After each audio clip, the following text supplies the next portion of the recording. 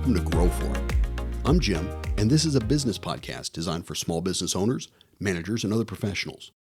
My goal is to work in the space between your ears, on your mindset, to help you to focus on the actions and activities that will move you closer towards your vision.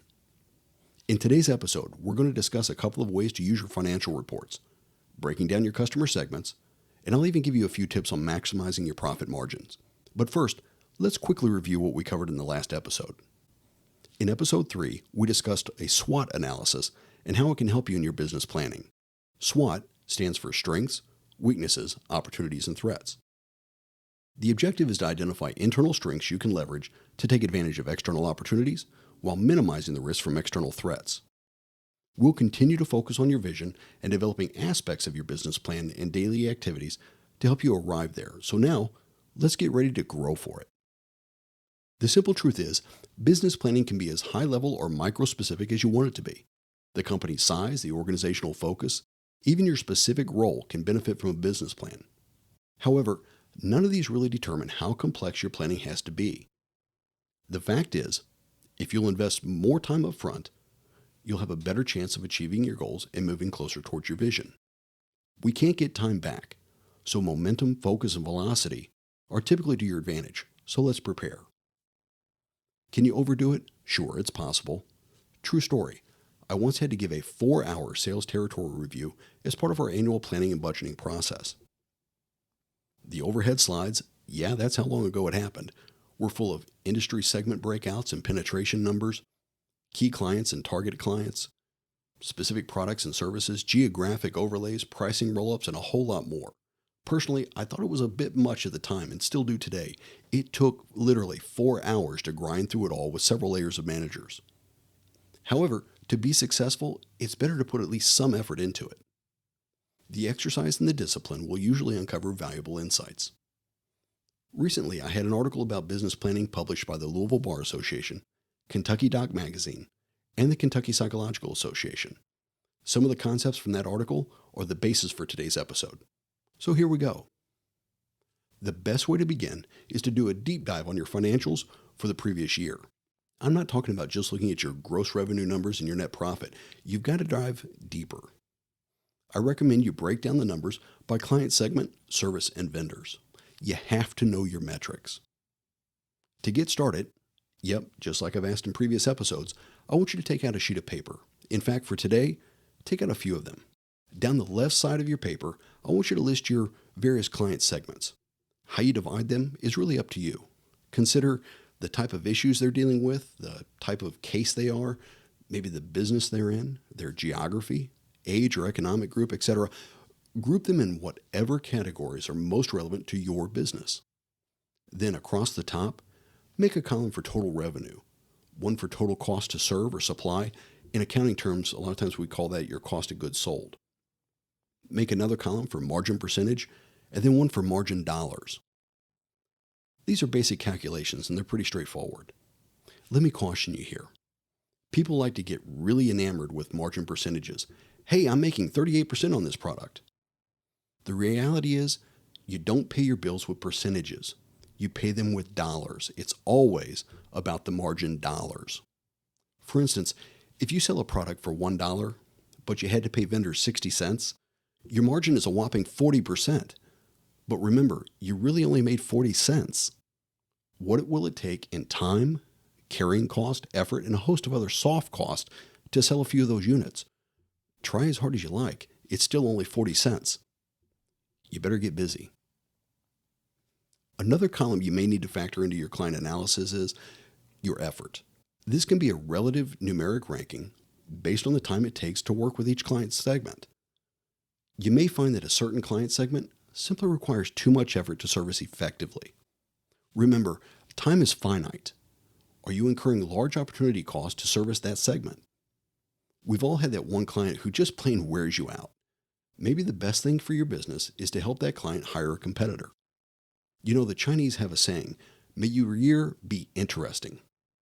That's not always said in an effort to wish you well. It might be time to consider making it an interesting year for your competition. Now, as you begin to stack rank your client segments, you can quickly see which deliver the most profit to your bottom line. Simply looking at gross sales by segment can be very misleading. Top-line revenue is only part of the business formula. I won't tell you it's unimportant, but it's definitely less important than net margin and ultimately net profit. You want to fully understand who is driving your margin. The next step is to align your business activities to focus on those client segments, products, and services. What you're really looking for are your sweet spots. Which activities deliver the most margin dollars for the least amount of effort? How can you do more?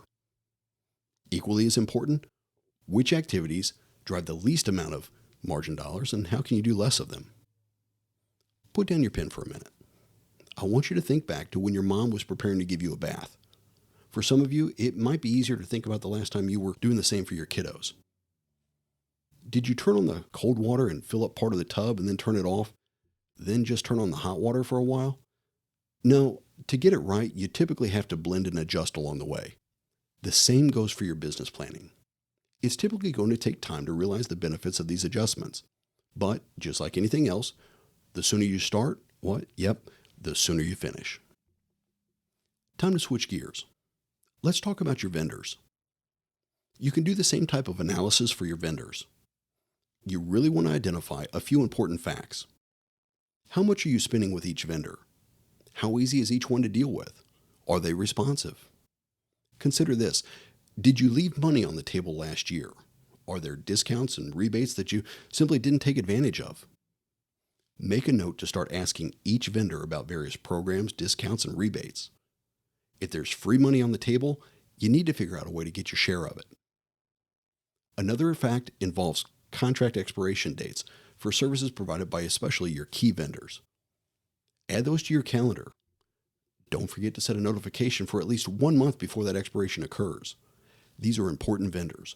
You don't want to make the snap decision, so give yourself time to evaluate performance, price, and support levels. Now you have a roadmap for setting the proper expectations and understanding which relationships need work. Engage them. You might be extremely surprised at how eager they are to help. They may even come up with a better solution based on the improved communication and a more complete understanding of your situation. We talked about determining if you left money on the table with your vendors. If you're selling a product or service, let me encourage you to move away from discounts. Discounts give away margin for the same amount of work. The buyer always wins. More importantly, there's no guarantee they'll repeat the purchase. The better solution is to develop a rebate program. It doesn't have to be complicated. The advantage is you'll remain in control while guiding a buyer's activity toward your desired outcome. This may be a repeat purchase, the adoption of a new product line, etc. It may include product or service bundles, incremental purchases, referral bonuses, and a whole host of other incentive options. The savings is still there as long as the buyer or client achieves the rebate milestones. More importantly, if they fail to perform, you still maximized your margin on the product or services they bought. Doesn't that sound like more of a win-win? Remember, it's always about the margin dollar. Over the past 20 plus years, I've helped both develop and implement rebate programs in several industries. If you need help getting the process started, contact me via my website. Well, that about wraps it up for today. There's a lot more on this topic. I know finance guys out there are probably pulling their hair out right now. If you'd like to go deeper on the financials, we can easily arrange time to get together. As always, I want to say thank you for sharing a few minutes of your time with me. There are related blog posts and videos available on my website, jimrayconsultingservices.com. Let's connect on my business Facebook page. It's also Jim Ray Consulting Services. Finally, can I ask a favor? If you like what you heard in this episode, please consider going to iTunes and leaving a 5-star rating. That and any review comments have a big impact on helping this podcast to rank well so others can find it. For now, go take a look at your financials and start developing your plan. I'm Jim Ray, and if you're ready, let's grow for it.